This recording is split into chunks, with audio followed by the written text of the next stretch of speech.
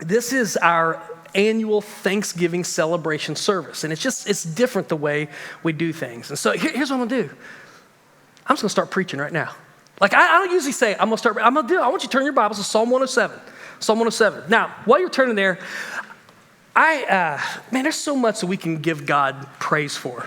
Like, aren't you glad just for the simple fact of living in Idaho? Can we just thank God? Man, praise God. We've been here 17 years. We moved out of here from Cincinnati, Ohio. And I remember when in 2001, I went back and told my wife, man, I think God is opening some doors. I just feel, and there's a whole story there, but I just told her, I said, I feel like God is going to open up doors someday for us to minister in Idaho. And my wife, who was born and raised in Philadelphia, Pennsylvania, she thought that Cincinnati was a small town. She said, do people even live in Idaho? I mean, literally, I'm not making that up. That was her immediate response. And we got out here, we love. In fact, I was just back east a couple weeks ago, and somebody asked the question, and the question that you always get, now, are you in Idaho or Iowa? And which one is where? Like, geography's not taken in the schools. But anyway, they asked, they said, what's so great about Idaho? And I'm like, are you kidding me right now? Like, we got Snake River Stampede, Caldwell Night Rodeo. What else do you want, man? We got, you can go to Jump Creek, like Cincinnati. I'm just telling you, there's no hikes like Jump Creek, or, you want to go to the top of Table Rock. You want to go, if you just want to raft or kayak. Idaho has it all.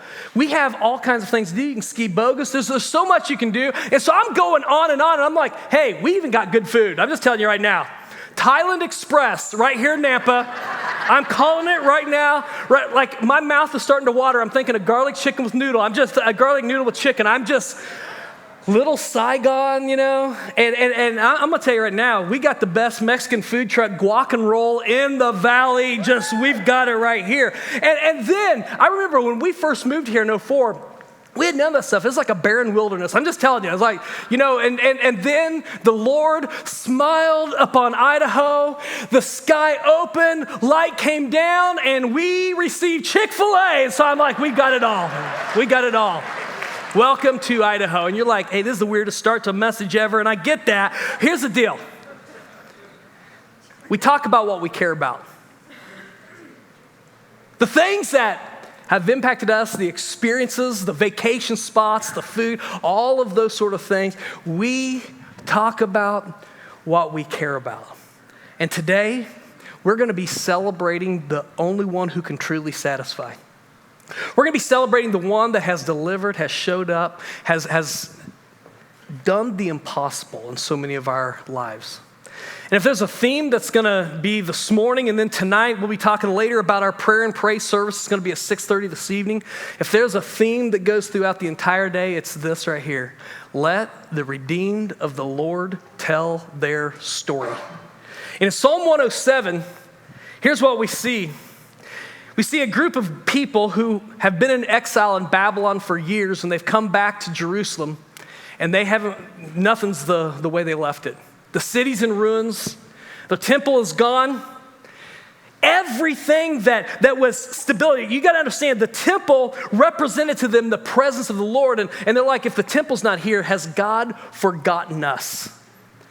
And so whoever wrote Psalm 107 wrote this psalm to remind them that even in the midst of a situation that you don't understand, even as you're trying to wrap your mind around rebuilding, putting your life back together, there's something I want you to do, and it's not lament your current situation.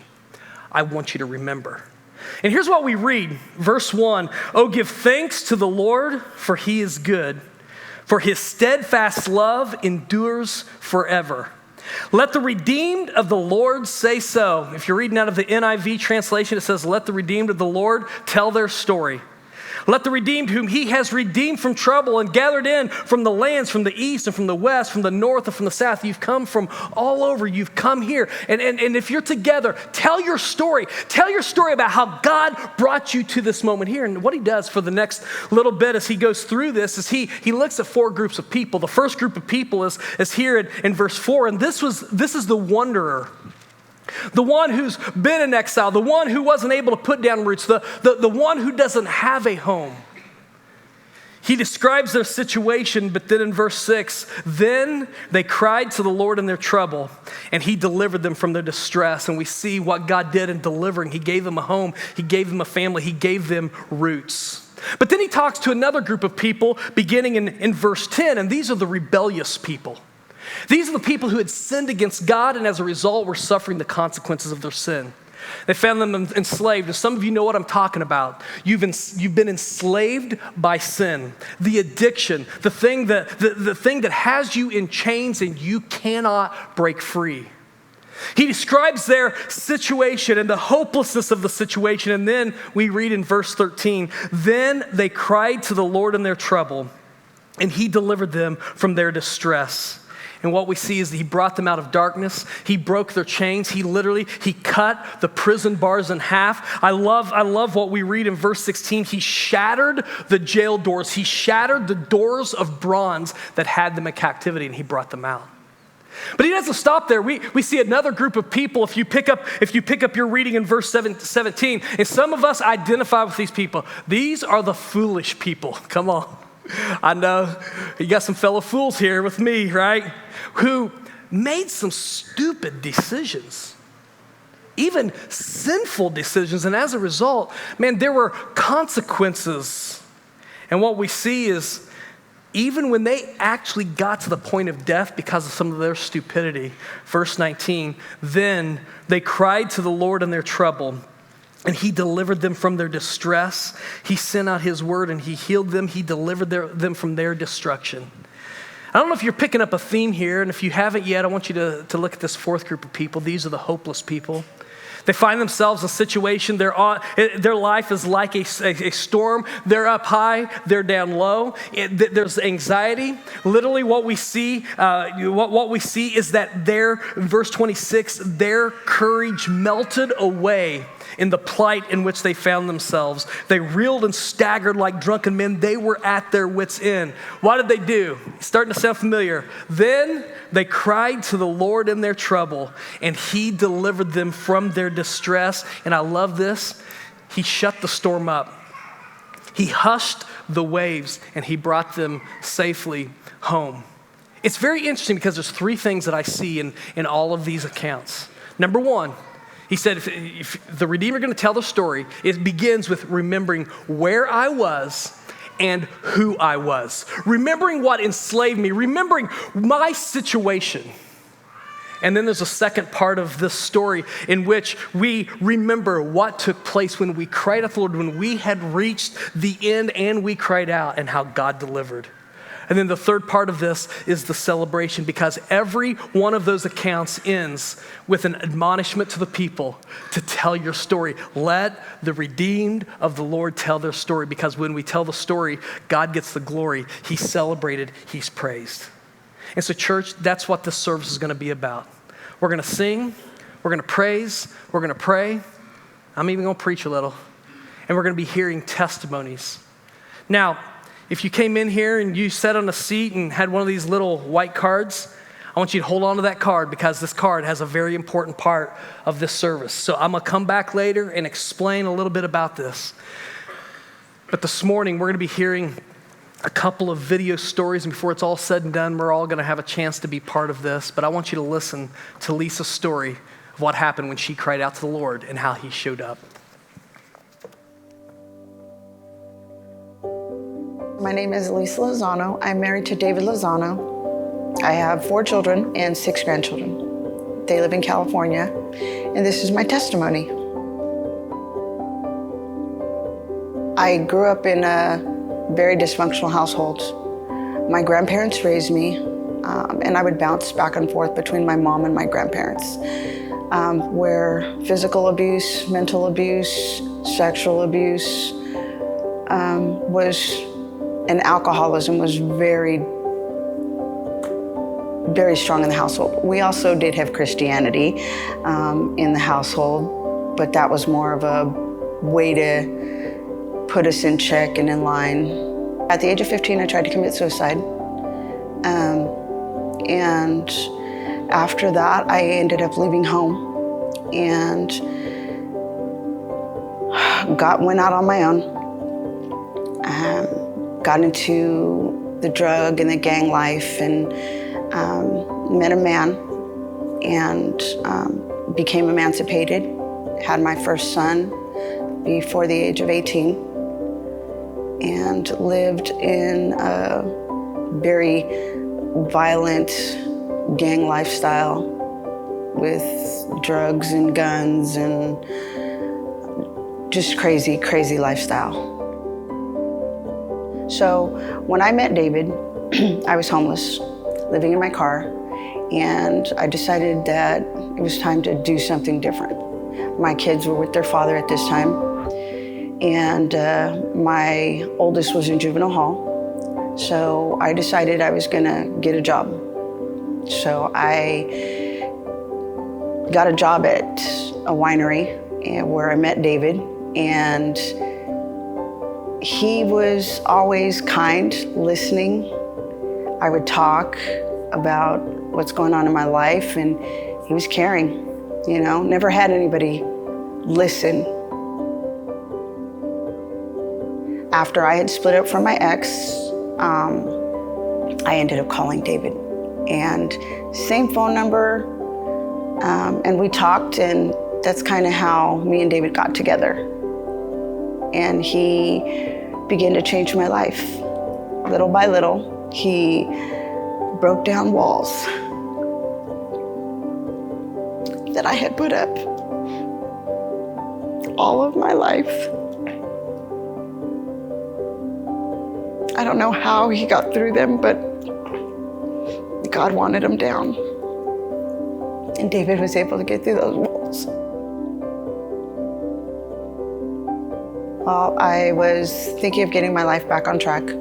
My kid's father was terminally ill. He only had so much time to live. And I was still in my addictions and still living the lifestyle. I needed to make some money quick, so I decided I was gonna do something crazy. David told me not to go, and I didn't listen. He stayed behind. I ended up catching a case. That case was 22 years to life. I ended up in prison. God turned my life around. He began to move in me and use me in prison. And when I came out of prison, most people tell you when you leave prison that you're just going to stop following God. But that wasn't true for me. I came out and I kept following God, kept seeking God. Me and David were in a heated argument one day, and I sat down on the couch and I just said, God, I'm going back to prison. I just don't know what to do anymore. We had no income. And I was like, God, I'm going back to prison, and David's going back to his mom's house. If you don't do something, 2-3 minutes later, there's a knock at the door, and there's a little man with a hat that says, walk with Jesus. And David opens the door and he tells me, Lisa, the door's for you. And we started going to church, and we would go to church 7 days a week. And that was when we got baptized, we got married, and God began to move in our lives so greatly. We were told from a friend that Grace Bible Church was a good church. So we got here on a Saturday night, and we showed up here Sunday morning. And we walk in through the front doors, and there's a man who is peeping through the crowds at us, and we're thinking, okay, so this guy's just watching us because he knows we don't belong here. He comes over and he talks to us, and he tells us that he wants to talk to us after service. Didn't click that he was the pastor until after he got up on the stage and started preaching. Me and David looked at each other and was like, whoa, that was the pastor that was talking to us. But the message he preached that day was God has a plan. And that whole message that Pastor Keith preached that day was so much of what we were looking for. I was getting ready to apply for another job. and we were putting in our chapel paperwork so that we could do chapel at Valley Women and Children's Shelter. And I put Leanne's card on my bed and went to go get ready. And as I'm getting ready, I'm praying, and God tells me that He wants me to apply at the shelter. After getting the job there, I started Celebrate Recovery with the women there. And God began to change me to where I could connect with women. I had a compassion. I felt for them. I felt for the things they were going through, the hurt that they were feeling, the things that they had experienced, because I'd been through all those things. And I love what I'm doing there with them. I love that they're hungry for God, and they're so eager to come to church all the time. And they're just growing. They're growing, and they're a big part of my life. God has placed something on our heart for the broken, the hurting. He's using our background to do these things. And we always say, "Speak, Lord, your servant is listening." And through the years, God has just taught us. He's helped us with our hurts. He's helped us to listen and to grow, and be obedient, most of all, to when He's speaking to us. And I'm thankful, and I'm glad where I'm at. I love Grace.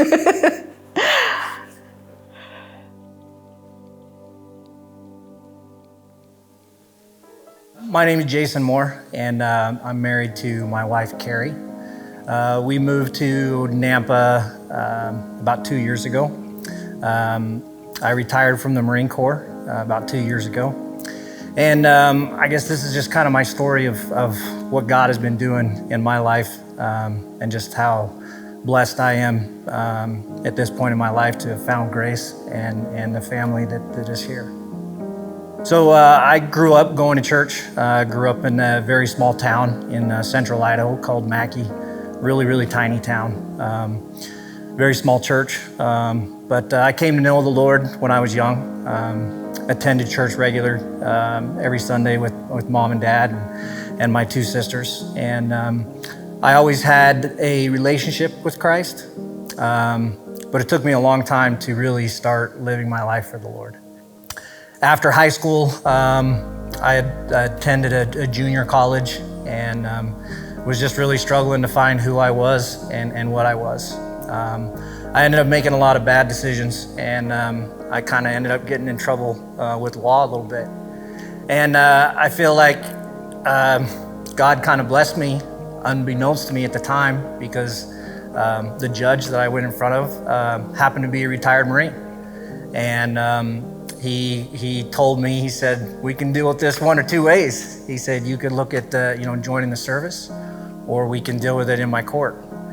Well, that was kind of an easy choice to me. So the next day I went down to the recruiter's office and I signed my name, and off to boot camp I went, kind of running from my problems. Very quickly, I found myself being in a deployment team shortly after the events of 9/11. And in early 2002, I was deployed to the Middle East for Operation Iraqi Freedom.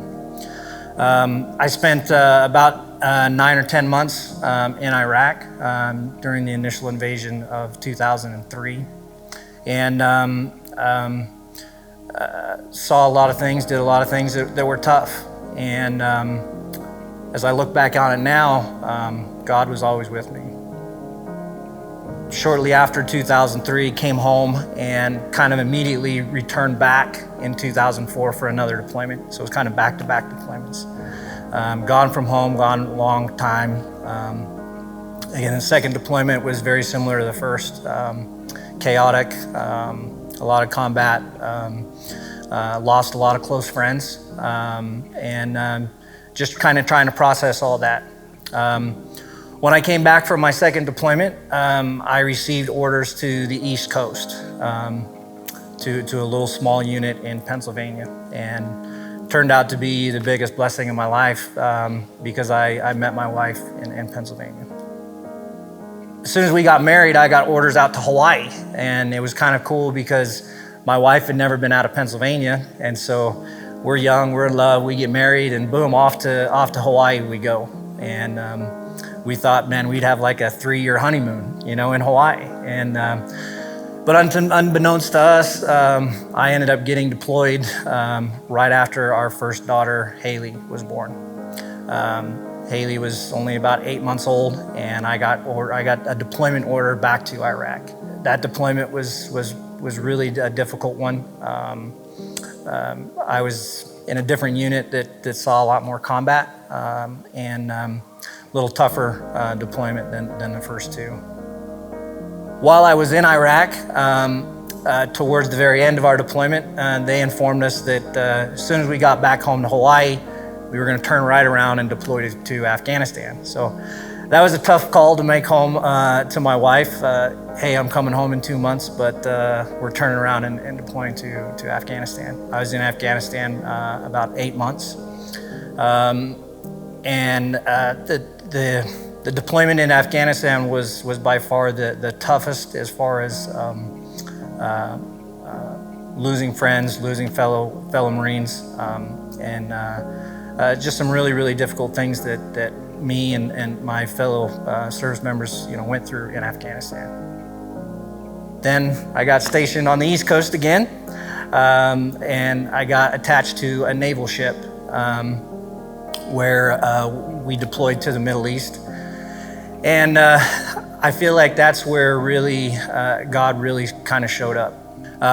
During that deployment, I ended up getting injured, and I had a severe spine injury.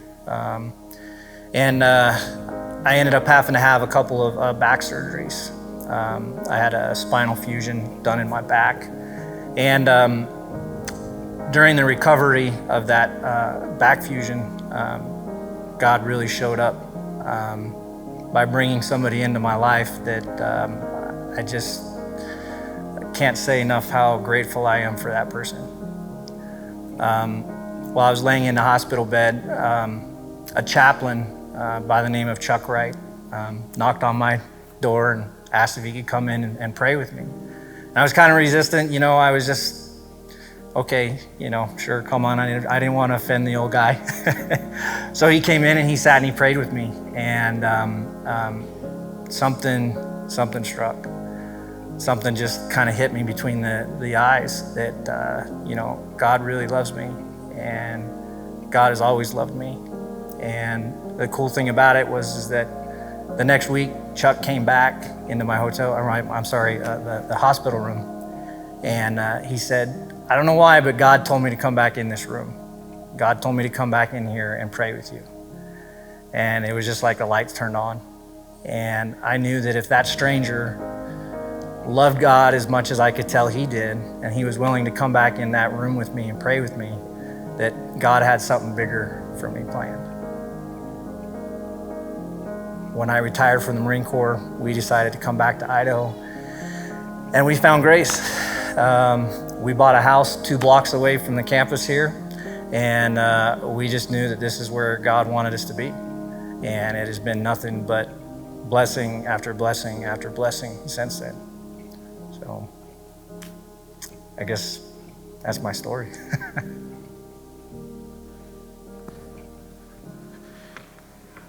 Can we give God thanks for what he's done in Lisa's life and Jason's life? Willingness to share. I want to come back to Psalm 107 because I'm convinced that everybody in this room has a story. I'm convinced that every one of us have a story. Now, obviously, we can only show so many videos, but the reality is we all have a story. There's 3 elements that really stand out to me. Here's who I was. Here's where I was. Here's what happened when I cried out to God, how God moved, and then it's a sharing of the story. At the beginning of Psalm 107, we're encouraged to give thanks to the Lord, to tell our story as redeemed. But the story doesn't end where I left off, as there's the account given of the four groups of people, the rebellious, the foolish, the wandering, the hopeless. Now, we're introduced to a vision of God, and I just want to say something, because I have a feeling that just as every person in this room that is redeemed, they have a story to share. I'm also convinced of the fact that there are a lot of people that are here today that you're in the middle of the story, and you haven't seen the end. There's not the period. We haven't finished the chapter. You don't know what's on the other side. But in all honesty, when Psalm 107 was written, these were people that are getting ready to build. They didn't know how their story was gonna turn out as well. But yet they were called to thank God in the midst of this. And so I would say this, even if you're here today and God's still writing that story, I want to give you some hope. Because the way the psalmist ends this, he says in verse 33, he said, God is a God who can turn rivers into a desert. He actually, for those who are sinners, they think they've got it all controlled. He's like, no, I can actually turn that upside down. Turn rivers into a desert, turn springs of water into thirsty ground, a fruitful land into a salty waste because of the evil of its inhabitants. But then on the other hand, church, here's what I love. He can turn a desert into pools of water, a parched land into springs of water. There he will let the hungry dwell. They establish a city to live in. This is what these guys needed to hear as they're rebuilding. They sow fields and plant vineyards and get a fruitful yield. By his blessing, they multiply greatly. He does not let their livestock diminish.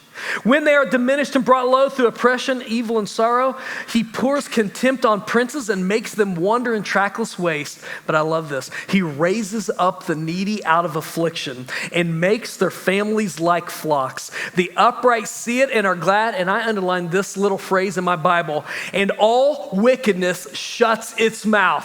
I like that. Wickedness can shut its mouth in the face of a God who's able to do the impossible. Do you believe this morning that we serve a God who's able to do exceedingly above all that we ask or think? A God who is able to do the impossible. Is that who we're praising this morning? Amen. I am convinced that every person in this room has a story. But just as the psalm begins with, let the redeemed of the Lord share their story, it ends with this verse 43. Whoever is wise, let him attend to these things. And what that whole attend, it literally means listen to this and act on this. Let him attend to these things. Let them consider. Let them dwell on. Let them remember the steadfast love of the Lord. Now here's the deal. Everybody has a story. And so I'm going to do something I was going to say I've never done it before. I did it in the 8:30 service. But here's the deal, all right? We're going to do something. This is the first day I've ever done anything like this. And you can either leave me hanging or you can actually be part of this, all right? So here's the thing. I want us to give a very quick testimony. And here's what we're going to do. We're going to stand if what I say applies to you, okay? So you're going to testify if this is me, and I'm going to go back because all of us can find our story somewhere here in Psalm 107. We were either a wanderer, we were rebellious, we were foolish, or we were helpless and hopeless, and God showed up. We called out, and God moved us. So if you can give God praise, what you're going to do, you might not say a word, but when you stand up, you're going to give a testimony. So and by the way, if you fit more than, you can remain standing for everyone that applies to you, okay? So the first thing is this. If you were a person who was isolated, you were without God, you were without friends, you were in exile, you were wandering, and God gave you roots, God gave you a family, He brought you home, I want you to stand up. I want you to stand up and testify to what God has done. Yeah, come on. Let's just celebrate, guys, what God has done. Woo! Okay, I've got somebody. Okay, listen, if you were rebellious, you were not running to God, you were running from God. And God, in His grace and His mercy, not because of what you had done, but because of His goodness toward you, saved you and set you free. Would you stand up and let's celebrate what God has done in setting the captive free? Okay, there might be somebody else here today. You were foolish. Come on, man. I know somebody besides me. I'd be standing right here. You were foolish, and God even saved you from the consequences of your foolishness, and in your grace, in His grace and mercy, gave you a future. If that's you, would you stand and give God praise for what He's done? Come on, guys. Woo! Last but not least, if you found yourself in a situation that was utterly hopeless, you didn't know where you're at, the storm was wild, and you didn't think you were gonna make it through, and you called out, and God hushed the waves. He said, be still, and he showed up, and he brought you to safety through your anxiety, through your depression, yet he did a work in the middle of that, and you wanna give God praise. Would you stand to your feet? Let's celebrate what God has done here today. Praise God. Let him who is wise attend to these things. Let us consider the steadfast love of the Lord. You may be seated. I want the choir to sing a song. And guys, as they're singing this song, man, you can sing along, you can stand up, you can dance, you can do whatever you want to do. But here's the thing. I want us to remember the steadfast love of the Lord. Let the redeemed of the Lord tell their story.